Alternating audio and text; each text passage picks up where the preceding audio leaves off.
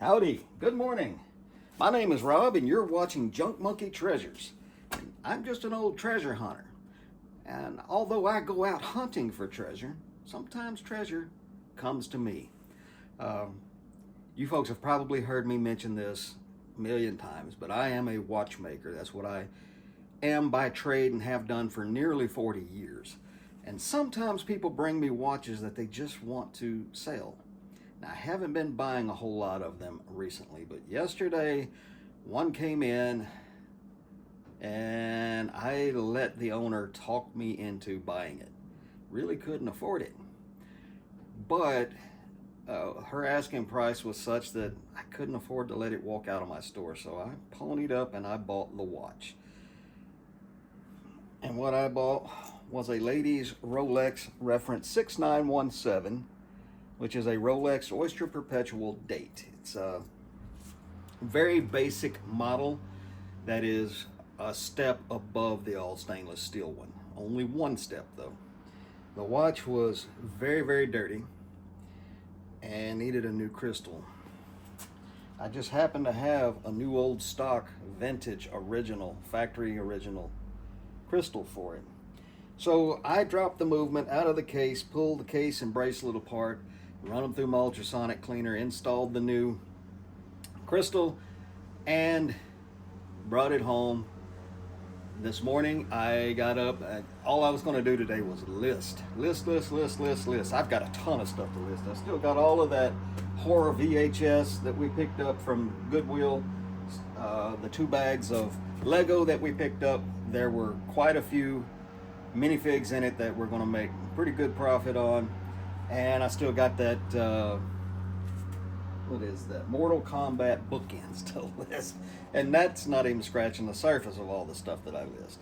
However, I listed this little Rolex, walked inside the house, made me a fried egg sandwich, and cooked Mrs. Monkey a fried egg for lunch. And I come back out here after having my fried egg sandwich lunch to start doing all this listing, and lo and behold, the watch has already sold. I did price it a little below fair market value, and I turned on offers, and I set my offers to automatically accept anything over a certain amount. Now, folks, if you're out there treasure hunting, I don't like to show this kind of stuff too much, because I know you're not going to go out to Goodwill or a flea market or a yard sale and pick up a Rolex, a real one, much less be able to tear it apart, clean it, and put it back together and get it listed like I did. So it's one of those things that's really not fair for me to show this kind of stuff. But I couldn't not explain why you didn't get a video. So, because I wasn't going to make any. And so now we have to get this boxed up. We got just enough time to get it to the post office. And you guys know I hate to make single purpose runs anywhere. If I get in that truck and leave this house, we're going thrifting, we're going to the bins, we're going yards, we're doing something other than just one thing. So that's why you're getting an extra video and we're not skipping a day or two. And with that, I'm going to take you out thrifting as soon as we drop this off. So if thrifting videos is your kind of thing, do me a favor, like and subscribe, come along for the ride, and I'll see you when we get inside the thrift store. And just like that, we are in. I have seen a lot of instant collections brought into Goodwill's, bells and elephants and you name it. Now, I think this is the first time I've ever seen an instant collection of Buddha in this Goodwill. Found one of my favorites. I don't know if it's appropriate. A friend of mine. I was supposed to meet her here today, which I almost forgot about, so she could gift me something. And here it is. That is a tiny little Millefiori paperweight in perfect condition with an original Murano sticker on it. Love it. Thank you so much, friend. I really appreciate you. I don't normally go for candles, but that one is pretty awesome. It's got a goldfish and some flowers and a lotus. That's pretty cool. What do they want for that? $3.79. Somebody around here is going to absolutely fall in love with that and take it home. It's not going to be me, but somebody will, I promise you. All right, I'll bring you back in when we find something. Hi, Dan. Tell you what, it's really crowded, but we'll make a quick run through these electronics, see if they brought me any VCRs. It's a neat candlestick. Very, very lightweight, not porcelain or ceramic of any kind. All right, I'll bring you folks back in a bit. Well, I'm in the hardware aisle. My friends, the scooter. What did you get today, mister? I just got a little pot. That's cool. And another little weed pot or bud vase. And I just found this Takahashi dual light switch. Let me see that. Light switch cover with bunny rabbits on it. Nice. If that was anything other than Takahashi ceramic, I wouldn't get it. But I do fairly well with this stuff. Takahashi was an importer out of San Francisco, or the Bay Area at least, and brought in some pretty nice stuff into the country. Let me know if you buy more. Okay. You can have this one if you want it. All right. Folks, when I say it's crowded in here, I know I say that all the time, but today it's pretty exceptional. There ain't no getting down that toy aisle. Oh, they brought a cart out. I'll see if I can squeeze my way into that crowd and have a look. Well, I almost got took. I was coming through here and I looked down and I saw these salt and pepper shakers and I'm like, that is vintage. So I reached and grabbed them. And no, they're made in China. They're just beat up. And when I stood up, oh, my knees, I saw this, which I could have used one of these recently. As long as they don't want a fortune for it, I'll probably take it home. I'm gonna put it in the cart and think on it. There's a fancy bottle they want $10 for. Stopper is missing the something on it. Don't even know what that is.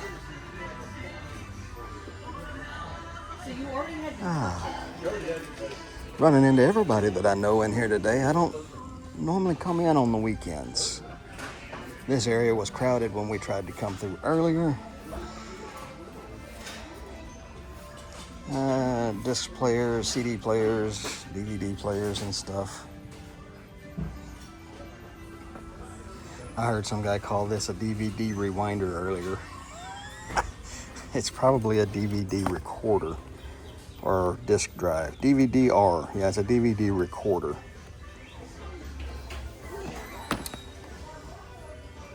It takes proprietary power source and hookups. So, not worth messing with without the cables.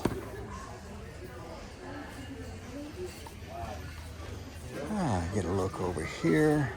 This aisle was packed when I came through earlier. Those are the same lids that's been here for a while, except maybe that one.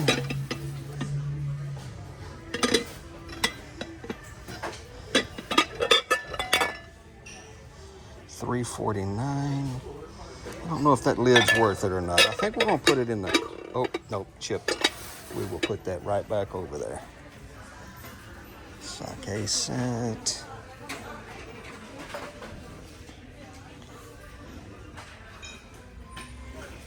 There's a neat little tidbit tray, hors d'oeuvre tray, chip and dip, whatever you want to call it, vegetable tray, silver overlay, and the silver's in kind of rough shape. We'll put that back. All right, folks, I'll bring you back in when we find something. I'd like to show you guys this as I find it. This is something you have to really pay attention to. That is marked Talavera. Well, right below where it's marked Talavera is marked Made in China. So Talavera is the name of the line, not where it was made. True Talavera is a Mexican pottery. It is not made in China. Well, that was a pretty good stop at the Goodwill. Wasn't even planning on going in there today, except I was supposed to go in there today, and it just slipped my mind. And I got to meet my friend Penny there, and she gifted me this Murano Mini Millefiori paperweight. This will go in my personal collection. Unfortunately, while it was in my pocket, the original sticker detached, but that's okay. I'll put a little gum or something on there and reattach that. And none of the stuff you saw me pick up made it home with me today. Everything got put back, but I did grab other stuff. I may have mentioned it was a little bit crowded in there. Let me show you what did make it home with me. We found this gorgeous Raku bowl.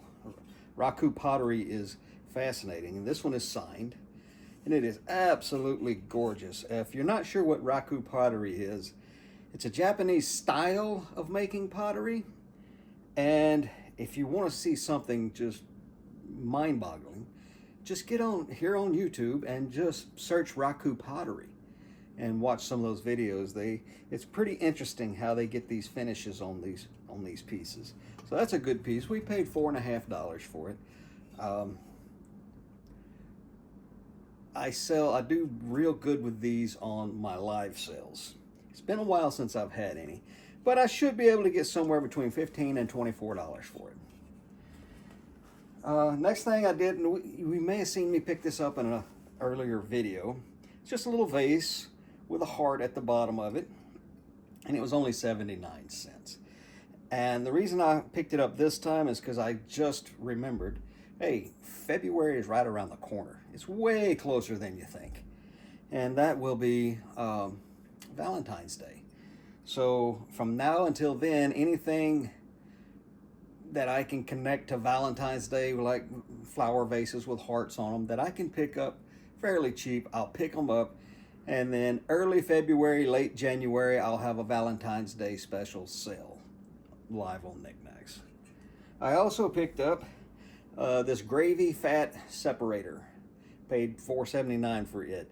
I actually needed one of these a couple of weeks ago. We made birria tacos, my daughter and I.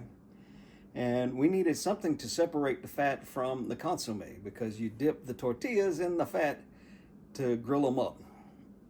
And we were having a tough time separating that fat from the consomme. So that would have been nice to have. Not exactly the type of one I've been looking for, but it's the first one I've seen since then. And I like the fact that it's not plastic. So got that, and that'll go for use in the house. And the next thing we picked up was this lamp. I know it's ugly. I'll show you why I picked it up. It was $7. And you guys know, if I can spot it real quick, I sold a lamp. I'd listed it, and then I took it in the house and was using it for a night light next to my bed, because I get up a lot in the middle of the night. Give me just a second. Let me find that thing. See if I can spot it real easy.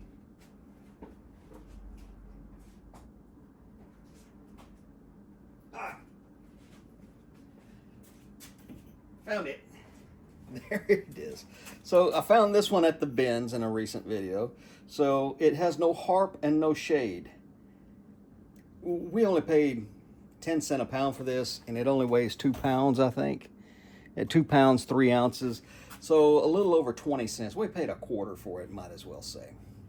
So reason I bought this other lamp is it has a shade that should work just about right for it.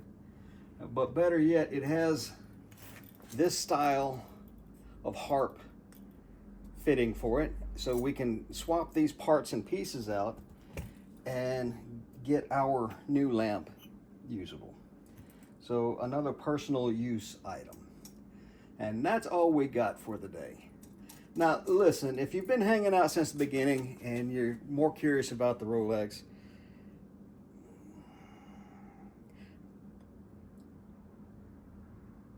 I said early on I don't like sharing the watch stuff because it draws some less than savory comments. I am not a rich person, not by any stretch of the imagination. In fact, I if I had not sold that watch as fast as I did, and I priced it to go that fast, I would have been in trouble because I dipped into the wrong budget to pay for that watch yesterday. And I have 40 years experience as a watchmaker. Not everybody has that, and I understand that, but the early years of those 4 decades, I lived in an economy apartment, living off of ramen noodles and bologna. I paid my dues. I feel like I earned the occasional come up with things like that. So please don't hate on me. I paid my dues. I'm not rich guy with a bank full of money. I can just snatch it. If I was, that's all I would do is buy and sell Rolexes because I'm good at it. I know what they are. I know how to work on them. If I could make a living buying and selling them, I would. There's just not that many of them available, and the prices on the more sought after ones are through the roof these days. So I used to buy about a dozen of them a year. That is only the second one that I have bought this year. So it's not like I'm one of those big multi-million-dollar, six-figure resellers dabbling in that stuff. It's rare for me anymore to get my hands on them. So please don't hate on me for being able to score a Rolex and then do the work myself it needed to bring it up so I could sell it for a profit. And yeah, that's all I got to say about that. So I had a really good day. That selling that Rolex really took a weight off of my shoulders. I was able to make good enough profit where I can put the money I borrowed from my bill budget back in there, along with a little more to give me a little more cushion for the next round of bills that are coming up quick. So that was a gamble. That was a true gamble. It wasn't like buying some unknown thing for $10 and hope to be getting 20, 30, 40 for it. That was gambling my bill money on something and hoping and praying I could sell it really fast and make some money on it. I don't suggest doing that. But at this particular point in time, it was one of those things I just couldn't pass. And luckily, I got away with it. So, yep.